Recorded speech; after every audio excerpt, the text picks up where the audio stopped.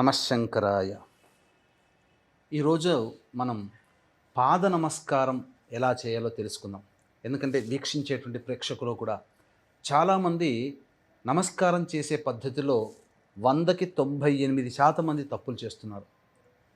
ఎలా చేస్తున్నారు పాద నమస్కారము? పెద్దవాళ్ళ ఆశీర్వచనం అంటే ముత్తైదుల ఆశీర్వచనము, లేదా పెద్దవాళ్ళ ఆశీర్వచనము, పండితుల ఆశీర్వచనము, చదువు చెప్పిన గురువుల ఆశీర్వచనము, ఎవరి ఆశీర్వచనం తీసుకోవాలన్నా చాలామంది ఇలా నమస్కారాలు పెట్టి ఇలా కళ్ళకద్దుకుంటున్నారు.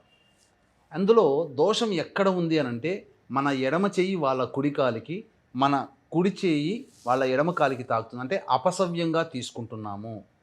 కాబట్టి పాద నమస్కారం చేసే విధానంలో మన ఎడమ చెయ్యి ఎదుటి వాళ్ళ యొక్క కుడి కాలుని, మన కుడి చెయ్యి ఎదుటి వాళ్ళ యొక్క కుడి కాలుని టచ్ చేసి అప్పుడు కళ్ళకద్దుకోవాలి.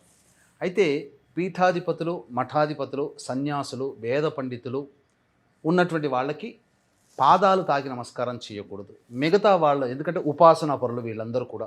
కాబట్టి మిగతా వాళ్ళకందరికీ కూడా మనం ఈ యొక్క పాద నమస్కారాన్ని ఈ విధంగా చేసుకొని ఇలా కళ్ళకద్దుకోవాలి తప్ప డైరెక్ట్గా ఇలా పెట్టకూడదు.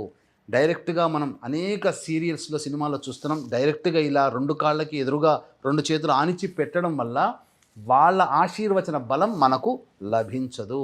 అందుకనే మన ఎడమ చేయి ఎదుటి వాళ్ళ ఎడమ కాలుకి, మన కుడి చేయి ఎదుటి వాళ్ళ కుడి కాలుకి తాకి అప్పుడు ఇలా తీసుకొని నమస్కారం చేయడం అనేటువంటిది సంస్కారము. దీని ద్వారానే మీకందరికీ పెద్దల ఆశీర్వచనం లభిస్తుంది.